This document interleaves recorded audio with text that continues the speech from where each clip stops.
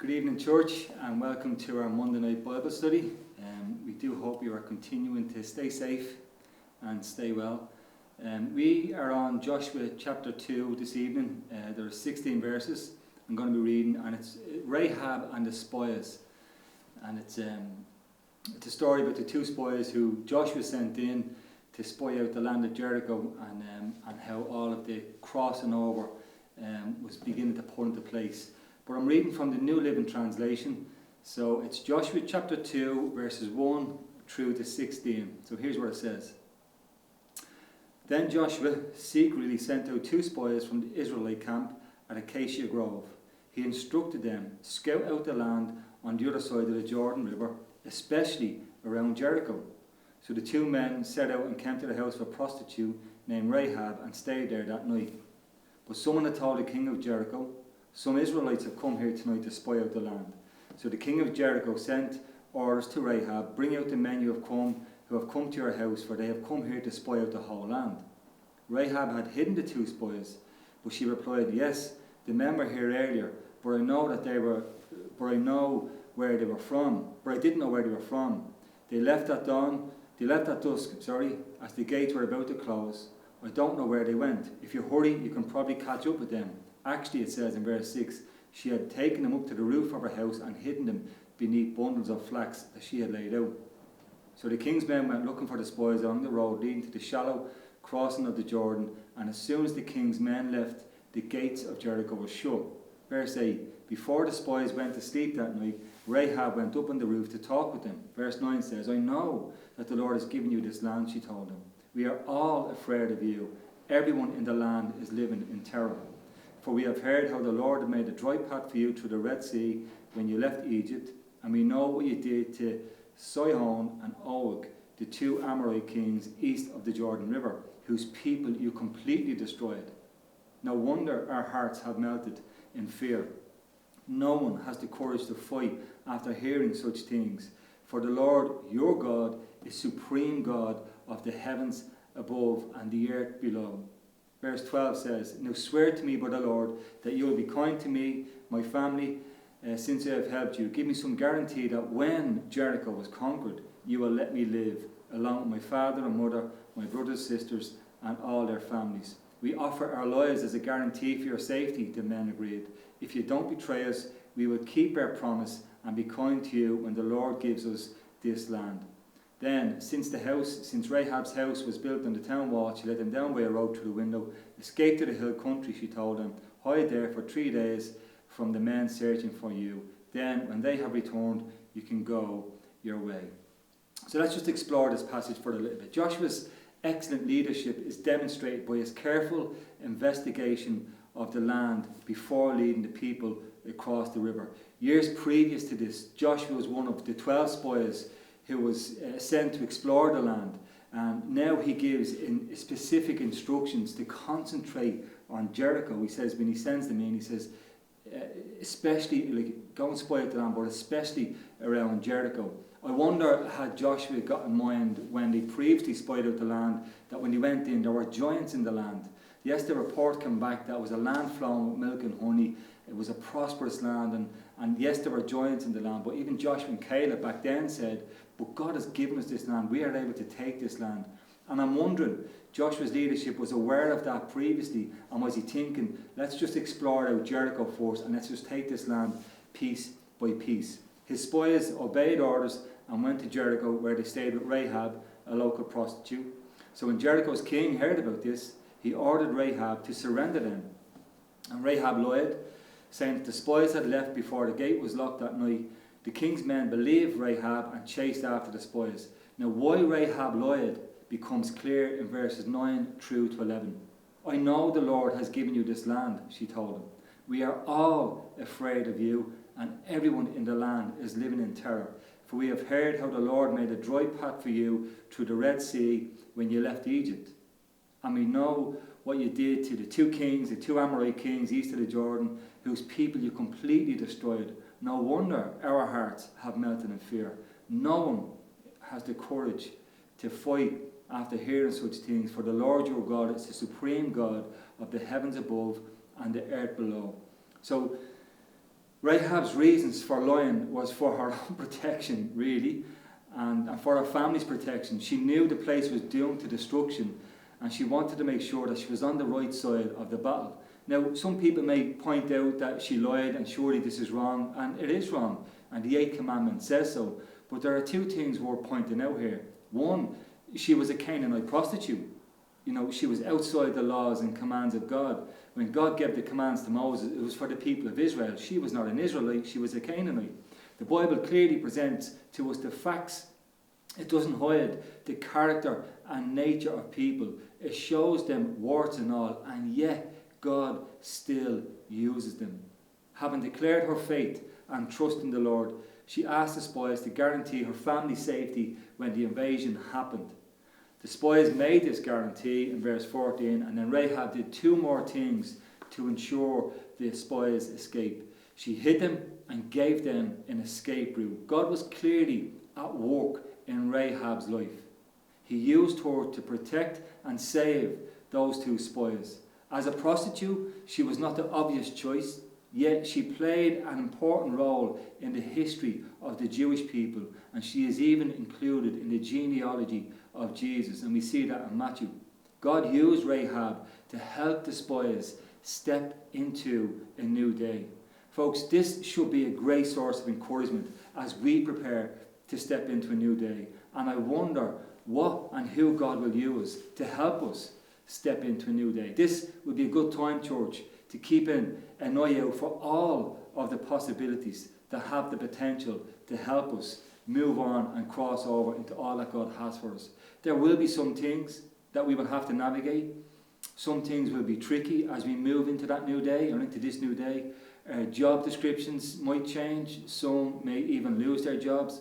But just as God had a promised land for the people of Israel, He has a promised land for you and for me, and that will help us as well step into all that He has for us, in spite of the hardships that some of us are currently faced with. If our response to God in all of this is wrong, it can hinder us as we cross over. It can hinder what God wants to do in us as well as we cross over and step into a new day that's ahead of us. So what should our response be during this time? Well, we need to be mindful of where we're at, and even up to this point, how the Lord has kept us. We have always got to have a heart of gratitude, a thankful heart. We need to thank the Lord for keeping us even up to this point, for saving us. Maybe this would be a good time to ask the Lord to show you, to show me, how He wants to use us to help and save and rescue others from what's ahead. Now, ultimately, salvation belongs to the Lord, but we are lights in this world, and as we emerge from this crisis, I think many of us will be surprised at who will want to join us on this faith journey. Even at the Exodus, so the people of Israel were in captivity for 430 years in Egypt, and when they left, it says a mixed multitude left with them. Perhaps this mixed multitude were willing to leave their own country because it was devastated after the 10 plagues. Others may be left because of curiosity, and perhaps a few had seen something in the Israelites that caused them to remain strong and steadfast and to put their hope in God. And from our reading this evening, we see that Rahab had seen something in the people of God that she wanted to be part of, and she was willing to leave everything of her old life behind and follow on with these people. Jesus says, whoever wants to be my disciple must deny themselves and take up their cross and follow me. Rahab, in a sense, did take up her cross. She denied her ways and her culture, and in doing so, she found herself in the lineage of Jesus. We never know who we will impact as we step out into this new day. And what I mean is this: those two spies that Joshua sent into the land were willing to step into the promise that God had for them. But it wasn't just for them. It was for the nation of Israel. There was a new day just about to dawn for the people of Israel. And church, there is a new day just about to dawn for us too. And the question I'll ask myself, and I ask you, are you ready? And am I ready to step into all of what God has for each of us that has the potential to impact our nation? Joshua must have looked back some 40 years previous to spying out the land with Caleb as he sent in those 2 spies. He's not being speculative or being assumptuous here, but he's planning to take the land. He's not just saying go in and just see what the land is like, maybe we can take it. He knows the land is his. He knows it belongs to him. He knows it's the possession that God has for him to take, and he's planning to take possession of the land that is being given to them. Even the 2 spies, when they're talking with Rahab in verse 14, it says, we will keep our promise and be kind to you when the Lord gives us this land. Joshua knew the land was his. The 2 spies knew that the land was theirs, and Rahab knew that God was about to do something radical that would transform the landscape of Jericho. Clearly, God had gone before them. The citizens of Jericho had heard stories of God, and the vast encampment of God's people on the other side of the Jordan had a devastating effect on the people in Jericho. Rahab even attests to an almighty God who uses her, a most unlikely character.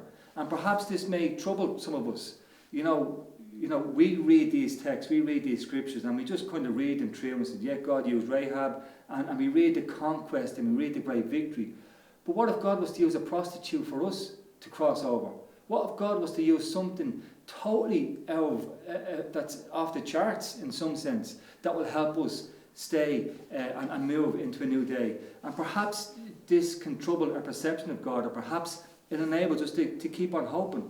For here, Rahab, who in so many ways did not fit the ideal, she was a Canaanite woman, she was a cultural outcast in her own community, she was a liar, she was a prostitute, and in so many ways she was unclean and unacceptable. But yet we see the hand of the Lord upon her situation for the sake of someone else's situation, for the sake of his kingdom advancing. She knows the battle was won, that the Israelites will take the land, and so she decides that this is the side she must align herself with. I remember many years ago when I would have shared this a few times, but out in the RDS, and there was a guy called Bob Gass was speaking. This was probably in October, November of 2001, so not long after September 11th. So the Twin Towers were down, and then this guy was in the RDS. He was talking about it. He was reading from Ezekiel and Daniel, Revelation, and something inside me, he was talking about end days obviously and relaying it to what was going on, and something inside me says, you need to get your life in order, and you need to get onto the wrong side, onto the right side I should say. And that's exactly what Rahab had seen. She knew God was for these people. She knew God was about to fulfill his promise to these people, and she made her decision to get on the right side of the battle. As one who has experienced grace for my own life, as many of us have had, I rejoice in the hope that God can and does make the most unacceptable person acceptable, and that his ways are not our ways. He doesn't think as we think. We don't think as he thinks. From King David to the disciples, we constantly see God's hand upon those we probably would not have chosen ourselves. In Rahab, we see God's provision for our family, but we can also look forward to an ongoing blessing in and through her changed life. She is one of just 4 women mentioned in Jesus' genealogy, commended for her faith and good works. She was the mother to Boaz. Boaz was the father of David. She was the mother to Boaz. Boaz the father of Obed. Obed was the father of Jesse. And Jesse was the father of David. Church, as we step into a new day that's ahead of us, let's see who we can influence with the light and life of Christ that's oozing from us. Let's see who we can influence in a way that God will use to advance his kingdom in a great way. And as we step into this new day, you never know who God will bring us. And here's my encouragement from this study this evening. God's people were about to step into something that was already theirs. It was already theirs. They just had to take possession of it. And God had a Rahab in that season that he was going to use and enable his kingdom to advance. I'm going to close with just those 4 lines of an Israel Houghton song called New Season. And this is what it says. It's a new season, it's a new day, a fresh anointing is flowing my way. It's a season of power and prosperity, it's a season that's coming to me. Folks, we should be encouraged about what's ahead. We don't know what's ahead, but we do know that God has gone ahead of us. And we do know that what is ahead of us is there for our possession. God has already given it to us. We just have to take that step forward and be encouraged that God, who has gone before us, will keep us and he will give us what is rightfully ours. And that's our encouragement. The people of Israel were already stepping into something, or were just about to step into something that had already been ordained for them. All of our days, my days and your days, have been ordained by God. So what is ahead of us, folks, is rightfully ours, and it's ours to take possession of. So folks, be encouraged as we go through this study, as we go through the next week's study, and even maybe regurgitate some of Sean's and Des' what they've spoken on as well in the past. But let's be encouraged that God has something promising and something good for us as we step into this new day. Stay connected during the week, and we will see you this time again next week. Amen.